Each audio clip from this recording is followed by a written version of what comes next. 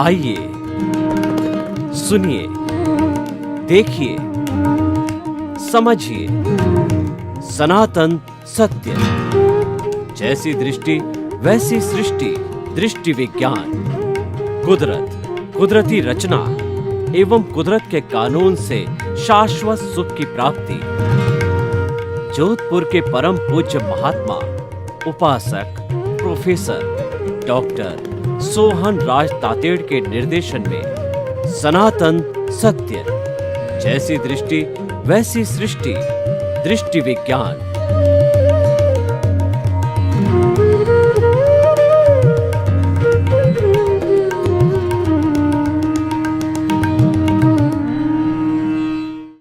भाई और बहनों, मातृशक्ति को नमन। स्टूडियो में आपका हार्दिक स्वागत है, अभिनंदन है, सत्कार है। आज हम आपको आत्मविज्ञान कार्यक्रम साइंस ऑफ द सोल के अंतर्गत सही दृष्टि, सही सोच, राइट विजन, राइट थिंकिंग देने आए हैं और उस थिंकिंग के माध्यम से हम आपकी दृष्टि बदलने आए हैं। जैसी दृष्टि वैसी सृष्टि। दिशा बदल दो, दशा बदल जाएगी। नज़र बदल दो, नज़रिया बदल जाएगा। तो आपके सकारात्मक सोच पैदा करने आए हैं, आपकी नकारात्मक सोच को हटाने आए हैं। यही हमारा मुख्य उद्देश्य है और ये हम नए नए एपिसोड्स के माध्यम से इसको हटाते हैं और आत्मा को केंद्र में रख करके हर एपिसोड को प्रस्तुत किया जाता है। जिसका केंद्र बिंदु मजबूत होता है, वो व्रत, उसकी परिधि बहुत मजबूत होती है। तो आज का हमारा बहुत ही सुंदर विषय है कि कर्म ही ईश्वर है। भाई और बहनों, ईश्वर किसे कहते हैं?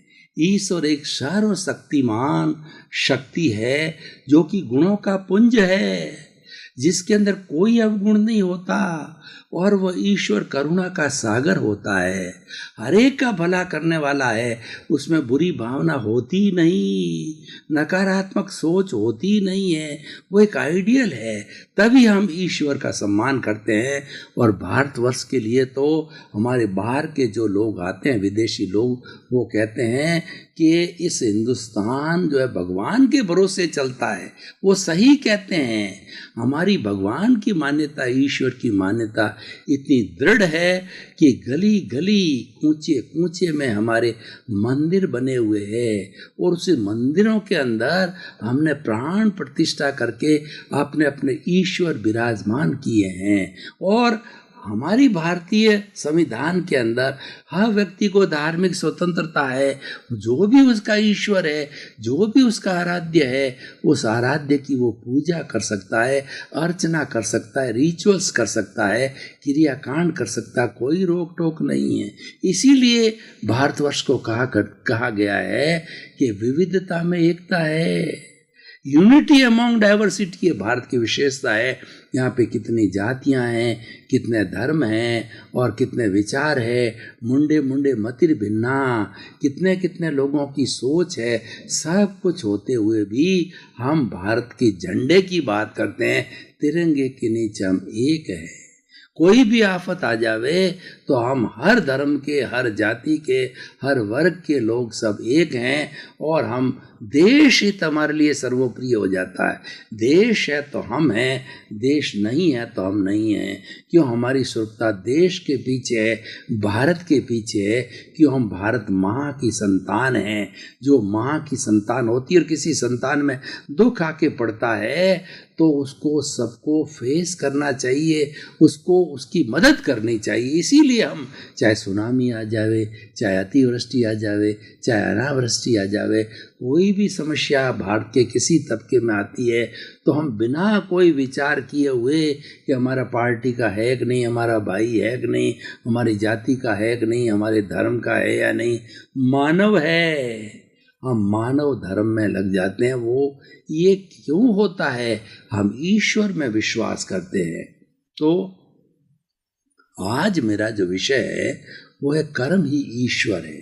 मैंने ईश्वर का एक दूसरा रूप आपके सामने प्रस्तुत करता हूँ। कर्म के लिए कहा गया परिभाषा तो मैंने दे ही दी कि कर्म जो है पौद्गलिक होते हैं और ये वर्ण गंध रस वाले होते हैं, चतुस्पर्शी होते हैं और ये कर्म रज के रूप में शरीर से पश्चानुपूर्वी जब से आत्मा है तब से कर्म इसके साथ में कार्बन शरीर, लिंग शरीर, कॉजल बॉडी के रूप में जो है लगा हुआ है, अशुद्धि के रूप में, बुराई के रूप में लगा हुआ है, और इसी कारण से बार बार जन्म होते हैं।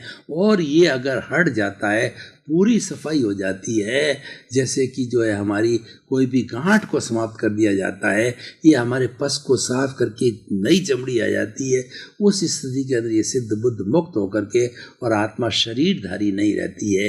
तो हम ये कर्म की बात करते हैं। कर्म के लिए कहा गया है कि रंगमंच ये जगत और कर्म खिलावनहार और नाना रूप बनाए के और चेतन खेलनहार।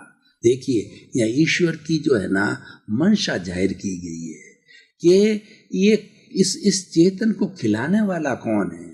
ये चेतन अभिनय करता है, जैसे कि रंगमंच के ऊपर जो है, ये दुनिया रंगमंच है, इसके ऊपर हर व्यक्ति आता है, राम लीला में जैसे जैसे अभिनय करता है, कोई सीता करता है, लक्ष्मण का करता है, कोई राम का करता है, कोई रावण का करता है, कोई हनुमान का करता है, और समय आने पर अपना अभिनय करके और वो मूल रूप के अंदर चले जाते हैं, रंगमंच से चले जाते हैं।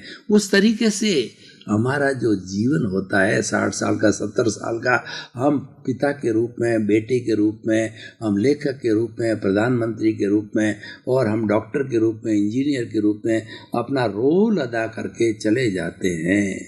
तो इन सब को खिलाने वाला कौन है? खिलाने वाला कर्म है। कर्म कठपुतली की तरह जो है हमको नचाता है, जैसा वो नाच नचाता हमको नाचना पड़ता है, क्योंकि वो हमारा ही क्रिएट किया गया है, हमारा ही पाला गया है, हमें ही उसने बनाया है। कर्म के लिए कहा गया है को सुख देत है और कर्म देत झकझोर, उर्जत सुरजत आप ही और ध्वजा पवन के फेर। यानी किसी भी भगवान की मंदिर पर ध्वजा होती है, ध्वजा उस मंदिर का जो है एक प्रतीक होता है, उसकी चोटी होती है। ये ध्वजा जो है हवा के फेर से कभी उलझती है, कभी सुलझती है। कौन सुलझाता? उसको पवन सुलझाता। इसीलिए हम कहते हैं कि सुख दुख देने वाला कौन है? व्यक्ति को सुख दुख देने वाला उसका कर्म है। इस दुनिया के अंदर 33 करोड़ देवी देवता और इतना पावरफुल कई कई बड़े बड़े देव हैं, लेकिन ऐसा कोई भी पावरफुल देव नहीं है जो कि आपको सुख दे सके, कोई आपको दुख दे सके। आपके कर्म देते, और कब देते हैं? जब उदय में आते हैं। कर्म जो है 3 तरह के, 3 उसकी अवस्थाएं होती है। एक तो होता है क्रियमाण, एक होता है प्रारब्ध, और एक होता है संचित। संचित जो कर्म होता है वह सत्ता के रूप में हमारी आत्मा के साथ जुड़ा रहता है, और उपशम की अवस्था भी इसको कहता है। वो कोई कष्ट नहीं देता, आनंद ही अनंत काल का होता है। लेकिन जब उदय में आता है, जब प्रारब्ध के अंदर आता है, तब वो हमको नाच नचाता है। और कभी पापोदय होता है तो इतना नाच नचा देता है कि हमको पागल कर देता है। कैसे पागल करता है? कि धन का अभाव, उसकी वजह से पत्नी और संतान के अंदर झगड़ा, कोर्ट केस का हो जाना, बीमारी का आ जाना, 24 घंटे कलह चलना, और उसकी दुकान पे कलह चले, घर में कलह चले, अशांति का वातावरण रहता है। तो ये सारा कर्म की वजह से होता है, उदय काल में होता है। और तीसरा होता है क्रियमाण, यानी फिर नए कर्मों का बंधन होता है। ये साइकिल चलती रहती है। पुनर्जन्म का सिद्धांत क्या कहता है? कि आप भूतकाल में थे, वर्तकाल में हो, भविष्य काल में रहोगे, क्योंकि हमारी आत्मा अजर है, अमर है, अविनाशी है, ये त्रिकालिक है, ये सार्वभौम है, ये यूनिवर्सल ट्रुथ है, ये हर युग में, हर काल में रहती है, ये अजर अमर है। लेकिन ये जो है वो इसकी साक्षी के कारण जो है कर्मों का अर्जन होता, खुद नहीं करती है।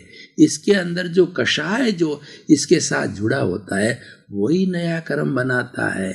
राग द्वेष नया कर्म बनाता है, वही नए कर्मों को ताड़ता है मन वचन काया योग के द्वारा, और इसको बढ़ाता है, घटाता है, और इसकी निर्जरा होती है, इसका आश्रय होता है, और हम संवर करते हैं। संवर हमारा पुरुषार्थ है, और उसका फलित है वो निर्जरा होती है, कर्मों का झरण होता, संभाव हमारा पुरुषार्थ है।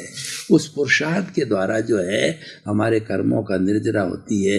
5 आज्ञा हमारा पुरुषार्थ है, क्योंकि उसके अंदर रहने से कर्मों की निर्जरा होती है, वो संवर की स्थिति है। जागृति हमारा संवर है, हमारा पुरुषार्थ है, हमारा संभाव है। उसके रहने से जो है वो हमारे नए कर्मों का बंधन नहीं होता और पूर्व के कर्मों का झरण होता रहता है। ये सब कर्मों की जो प्रक्रिया है ये चलती रहती है। अब प्रश्न ये है कि जो कर्म को ईश्वर क्यों कहा गया है। ये देखिए, हम क्या है कि ईश्वर को दोष देते हैं कि जब कभी हमारे साथ बुरा होता है तो हम ईश्वर को तुरंत दोष देते हैं कि भगवान ने कैसी सृष्टि बनाई है और मेरे को दुख देना था तो क्यों पैदा किया, अब भगवान मुझे उठा ले तो अच्छी बात है। लेकिन ईश्वर कुछ नहीं करता है। ईश्वर तो एक जज है।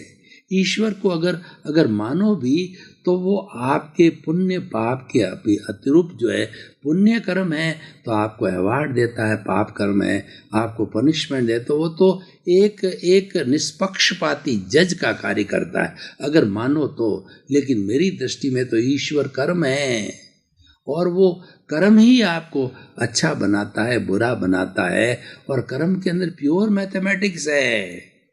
ये कर्मों की जो 10 अवस्था होती है, प्रकृति, स्थिति, प्रदेश, अनुभाग और उद्वर्तन, अपवर्तन और संक्रमण और उदीर्णा, निदति और निकाचना, ये 10 कर्मों की अवस्था से होलिस्टिक बनता है। और ये 10 कर्मों की प्रकृति, स्थिति, प्रदेश, अनुभाग तो एक साथ होते हैं और फिर उसके बाद के अंदर उदीर्णा है, संक्रमण है, ये चलते रहते हैं। तो ये अलग विषय है, हम उस वेश की बात नहीं करते हैं। हम तो बात कर रहे हैं कि कर्म भी ईश्वर माने तो कोई अतिशयोक्ति नहीं है। ईश्वर को हम कहते हैं अवार्ड देता है, पनिशमेंट देता है, तो मैं कहता हूँ कि कर्म अवार्ड और पनिशमेंट देता है, दोनों एक ही बात है। कोई इसको ईश्वर कहे, कोई इसको कर्म कहे, कोई पुण्य कहे, पाप कहे, कोई देवता कहे, कुछ भी कहे। लेकिन सवाल ये है कि जो हमारे जो भारत के जितने धार्मिक ग्रंथ हैं, जो आत्मा को मानता है वो आस्तिक कहलाता है, आत्मा को नहीं मानता वो नास्तिक कहलाता है। नास्तिक व्यक्ति पे कर्म कोई लागू नहीं होता है और आस्तिक वस्तु पे ये कर्म की थ्योरी लागू होता है। और जो आत्मा को मानता है, पुनर्जन्म को मानता है, और तो वो कर्म सिद्धांत को अवश्य मानता है, नाम उसका कुछ भी दे, क्योंकि हर क्षण हर वस्तु बदलती है, ये सृष्टि का नियम है। तो हमारा जीवन भी बदलता रहता है। वो बदलेगा कैसे, कौन बदलाएगा? वो कर्मों का उदय बदलाएगा, पुण्य पाप बदलाएगा, जो हमारे पूर्व के कर्म बंधे। और जब उदय काल में आते हैं, प्रारब्ध के अंदर आते हैं, तो पुण्य होते हैं वो अच्छे हमको परिणाम देते हैं, और पापोदय होता है बुरे परिणाम देते हैं, दुख की अनुभूति कराते हैं, और पुण्योदय है हमारे सुख की अनुभूति करवाते हैं। हमारा किया वही है, इसमें किसी का 1% भी दोष नहीं। इसीलिए कर्मों के लिए कहा जाता है कि मान लीजिए कोई व्यक्ति अनैतिक कार्य करता है, अनैतिक दृष्टि से पैसा अर्जन करता है, और वो क्या समझता है कि मैं तो मेरी पत्नी के लिए कर रहा हूँ, मेरे बेटों के लिए कर रहा हूँ, वो मोह के वशीभूत होकर के कर रहा है। और जब उसका अंतिम समय आता है, यमराज जब खड़े होते हैं, तो यमराज को वो जब कहते हैं तुम्हारे को 100 कोड़े लगेंगे, कारण बताता है कि यही अनैतिक कार्य, तुमने जो दवाई में मिलावट की है, तुमने प्योर घी के अंदर जो है डालडा घी बनाया है, तुमने इतनी हिंसा की है, ये किया है, वो है। तब वो कहता है मैंने मेरे लिए नहीं किया है, मैंने तो मेरे परिवार के लिए किया है। ये 100 कोड़ों को मेरी पत्नी में और मेरे संतानों के बीच में बांटिए। तो यमराज कहता है कि ये तुम्हारा किया हो, तुमको ही भुगतना पड़ेगा, इसके अंदर कोई दूसरा भागीदार नहीं होता है। और हमारे आगमों में तो एक बड़ी सुंदर सा जो है उदाहरण आता है कि 1000 गायें खड़ी है, और वो 1000 गायों में से एक गाय ने नए बछड़े को जन्म दिया। अब उस नव जन्म लिए हुए बछड़े को हम 100-200 फुट की दूरी पर छोड़ देते हैं। बछड़ा जब भूखा होता है उसको छोड़ दिया जाता है, उसको दूध पीना होता है, तो तो वो बछड़ा भाग करके 1000 गायों के बीच के अंदर अपनी गाय को, अपनी माँ को पहचानेगा और उसका दूध, उसी का दूध चूंगेगा, दूसरी माँओं का दूध नहीं चूंगेगा। इसका अर्थ आगमकार ये कहते हैं कि तुम्हारा किया हुआ कर्म तुम्हारे पीछे ही जाएगा। तुम्हारा किया हुआ कर्म पत्नी के, बेटे के, दोस्त के और किसी के पीछे नहीं जाएगा, वो तो भुगतान उसी को करना पड़ेगा। इसलिए कर्मों का बंधन करो तो सोच समझ के करो, किसी की हिंसा मत करो, किसी को दुख मत दो। किसी को दुख दोगे, हिंसा करोगे तो वो तुम्हारे कर्मों का बंधन के कारण अलग अलग होते हैं, अलग विषय है। क्योंकि कर्म बंधन, कर्म को समझने के लिए महीनों महीनों भर, दिन दिन लग जाते हैं। तो हम तो अभी बात कर रहे थे कि कर्म को ईश्वर माने तो कोई अतिशोक्ति नहीं। मेरा यही कहना है कि कर्म ही वास्तव में ईश्वर का रूप है। वही जजमेंट करता है और वही आपको पनिशमेंट देता है, अवार्ड देता है। तो भाई और बहनों, हम कर्म के बारे में थोड़ा चिंतन करें, कुछ उदाहरण दें। कुछ उदाहरण से ये बहुत ज़्यादा स्पष्ट रूप से हो जाएगा कि देखिए कि ये हम हमारी बात कर रहे हैं, हमारे साथ क्या घटित हो रहा है कि एक व्यक्ति जो है वो कुछ भी किसी का भला नहीं करता है, लेकिन सब उसको चाहते हैं। और एक व्यक्ति जो है वो उसके बराबरी का व्यक्ति जो है खूब दान पुण्य करता है, खूब दवाइयाँ बांटता है, खूब स्कॉलरशिप देता है और सर्दियों में खूब कंबल बांटते हैं। फिर भी लोग उसकी निंदा करते हैं कि 2 नंबर का पैसा है इसीलिए खर्च कर रहा है, और एक रुपया भी खर्च नहीं करता।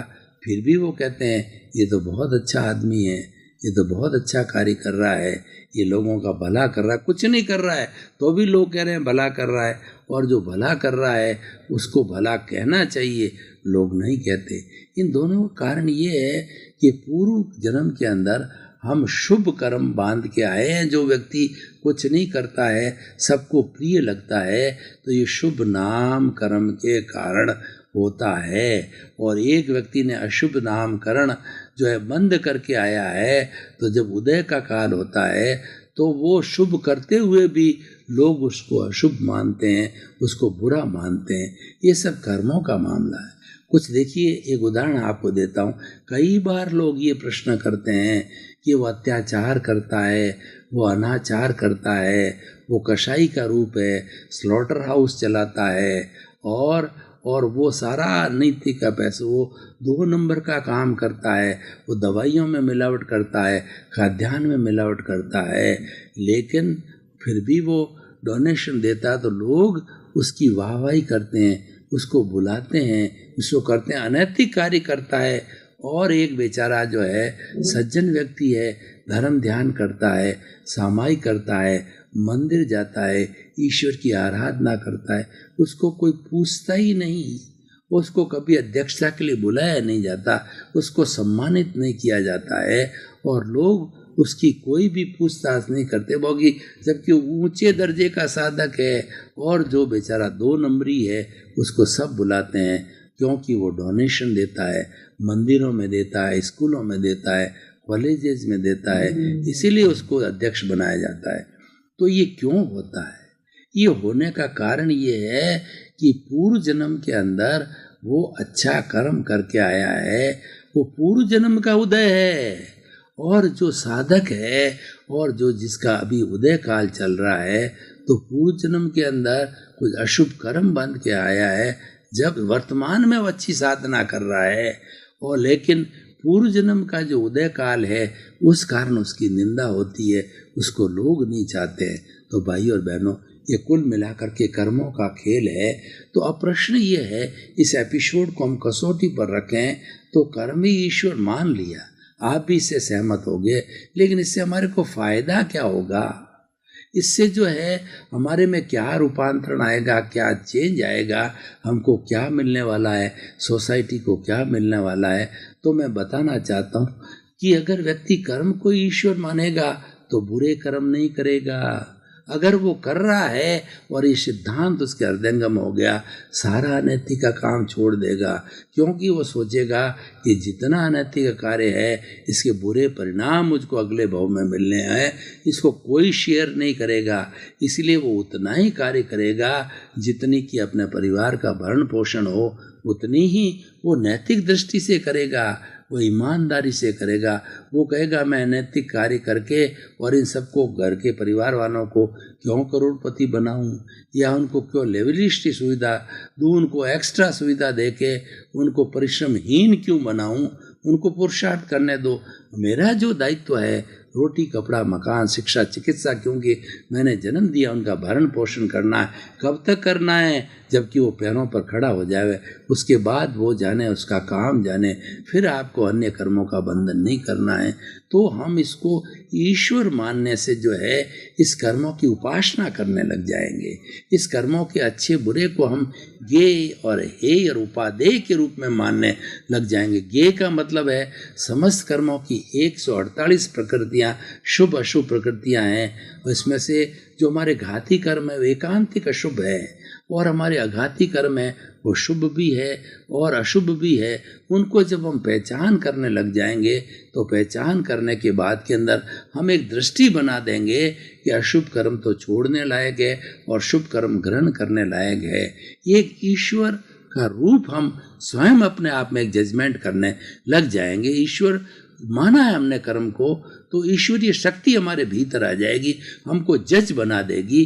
तुम बुरे कर्मों को छोड़ो और अच्छे कर्मों को अपना लो। छोड़ना हे है और अपनाना उपादेय है। हम सारे अच्छे अच्छे कार्य करने लग जाएंगे और कभी भी अपनी बुद्धि को गलत साइड में नहीं ले जाएंगे, लोगों को दुख नहीं देंगे, और अनैतिक रूप से जो है हम धन संग्रह नहीं करेंगे जो हमारे लिए दुखदायी बन जाता है। तो बहुत सी सुंदर शिक्षा हमारे को इस ईश्वर बनाने से मिली है। इसको ईश्वर मानते रहिए और कर्मों से डरिए। हंसी हंसी हम कर्मों का बंधन करते हैं, रो रो करके छोड़ते हैं। तो किसी की हंसी भी नहीं उड़ानी, किसी की इंसल्ट नहीं करनी। कोई बेचारा व्यक्ति जा रहा है और वो अपने कर्मों के अधीन जी रहा है, आपने प्रतिक्रिया दे दी, अंधा व्यक्ति है तो आपने कह दिया है अंधा है, दिखता ही नहीं है, चल के देख के चलना चाहिए, वो तो अंधा है। और आपने उसकी जगह सूरदास जी आइए मैं आपको सड़क पार करवा देता हूँ, तो आपने उसकी सेवा की। तो सेवा करने से आपको आशीर्वाद मिला, आपको आशीर्वाद मिलेगा, उसकी मंगल भावना आपको मिलेगी। जहाँ दवा काम नहीं करती वहाँ दुआ काम करती है।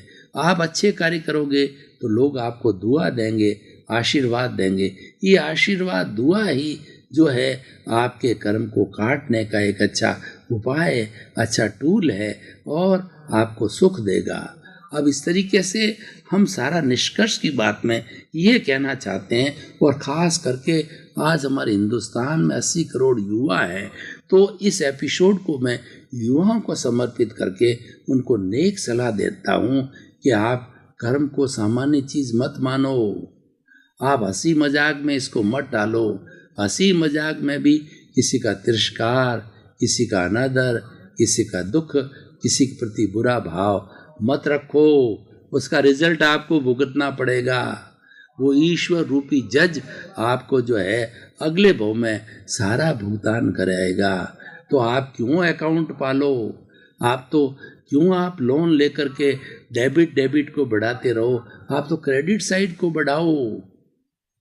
आपके खुद खाते के अंदर सरप्लस मनी होनी चाहिए। आपको जो है लोन रूप में लेकर के और आपको बैंक वाले तंग करे, ऐसी स्थिति क्यों पैदा करो? आप तो जो है अपने पॉजिटिव साइड के अंदर रहो। पॉजिटिव साइड जो है वो लोगों को सुख देने वाली होती है। लोगों को सुख दे करके हम पॉजिटिव साइड को खड़ी कर सकते हैं। लोगों को दुख दे करके, नकारात्मक भावों में किसी का दूसरे का बुरा सोच करके, चिंतन करके हम अपने विचारधारा को नेगेटिव बना करके अपने लिए ही पॉजेस डाल करके एक दुख का वातावरण बना सकते हैं। तो भाई और बहनों, ये बहुत ही सुंदर विषय है, ये निर्णायक विषय है। ये एक जजमेंट का विषय है कि कर्म ही ईश्वर है, इसको स्थापित करो और इसको हमारी चेतना में जागृत करो, इसको अवचेतन मन पे लाओ, इसको अस्थि मज्जा तक ले जाओ, तो आपका रूपांतरण होगा। आप सबको दुख देना, किसी उतरती बात, किसी की निंदा करना, किसी की ओपिनियन देना, ये सब कुछ छोड़ देंगे। आप तो उसको सामान्य रूप में लेंगे, तटस्थ भाव में रहेंगे और उसके साथ नहीं जुड़ के उसको बाईपास कर देंगे।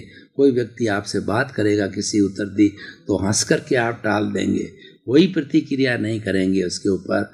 और उसके साथ साथ में आपको कोई कष्ट देने वाला होगा तो आप उसको इस रूप में देंगे कि मेरा ही अर्जन किया हुआ, मैंने इसको बुलाया है, मैंने इसकी उदीर्णा की बुलाया है, ये तो मेरा शुभ चिंतक है, सुख दे के जा रहा अच्छी बात है, दुख दे के जा रहा अच्छी बात है, हमारा हिसाब क्लियर करने के लिए आया है। उसको निर्दोष मानो, किसी को दोषित मत मानो। दुनिया में कोई दोषित नहीं है। जितना जितना दोषी मानोगे वो आपके कर्मों का बंधन है। जितना जितना व्यक्ति को जो दुख देने वाला है, क्योंकि हमारे संसार जगत के अंदर ये चलता ही रहता है, ये कोई न कोई निमित्त बन के आता है, क्योंकि निमित्त उपादान हमारा होता है, निमित्त बाहर का आता है। उपादान उदय में कब आता है, प्रारब्ध में कब आता है, उसको निमित्त बनना जरूरी है।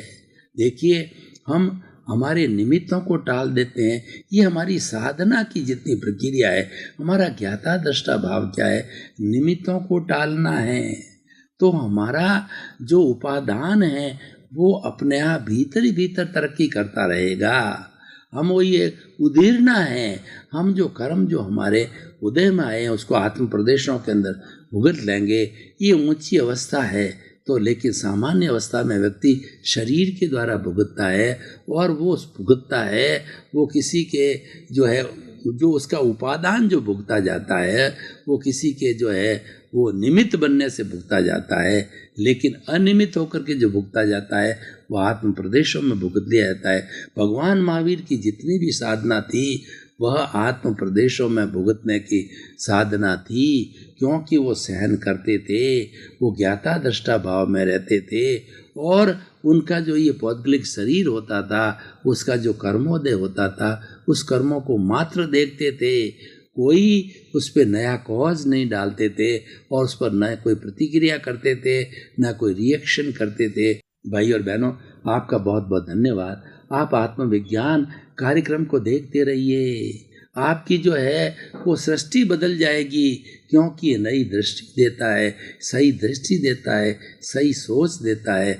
आत्मविज्ञान कार्यक्रम आपको अच्छा इंसान बनाने आए हैं, इसीलिए आप अपने घर के सभी सदस्यों को आत्मविज्ञान कार्यक्रम जो निश्चित समय पर आता है उसको देखिए, मोबाइल के माध्यम से देखिए। आपको कोई भी जो है किसी तरह की जिज्ञासा होगी तो हमने हमारे जो है इसके ऊपर लिख रखा है कार्यक्रम के ऊपर, तो आप वहाँ हमको मेल के माध्यम से, आप हमको जो है वेबसाइट के माध्यम से, आप हमको मोबाइल में ऐप के माध्यम से प्रश्न भेज के अपना समाधान पा सकते हो। हमारा उद्देश्य है सर्वे भवन्तु सुखिनः सर्वे भवन्तु निरामया, जगत के सब चीज़ों को सुख मिले, शांति मिले, आनंद मिले। इसी क्रम में आपके प्रति मंगल भावना, शुभ भावना।